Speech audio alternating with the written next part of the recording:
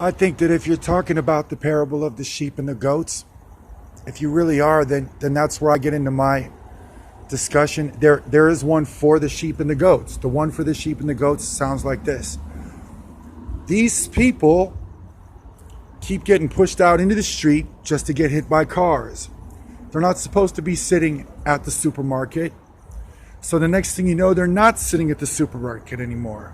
The next thing you know, they are walking around and around in circles all day, back and forth through the intersections, because someone told them to march.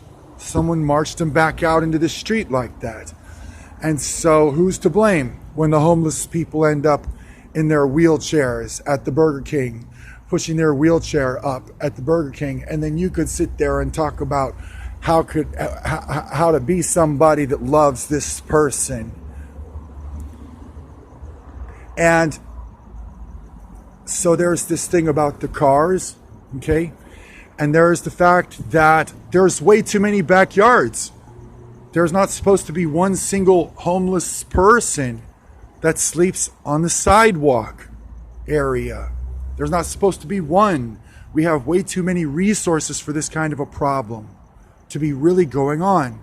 And the other thing is, according to the sheep and the goats, that when you look at the way that they live their life, when they do live on the sidewalk, when they don't even have the same resources as somebody that sleeps in the backyard would have, then what you see is that we refuse to hose these people down in the front yard. That they don't even take a hot shower and they don't even have running water when they're sleeping on the sidewalk, walking around in the same dirty clothes day after day, month after month. And that's the parable of the sheep and the goats. And so as time is passing by, okay, are we proving something to Jesus Christ?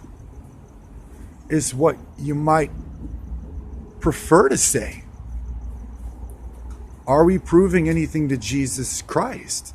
You know, you might prefer to say that or ask that question, for instance. And there is a parable of the sheep and the goats, and you could talk about John the Baptist in that parable these days because we refuse to hose them down in the front yard right now. And is there something that you think that was supposed to represent?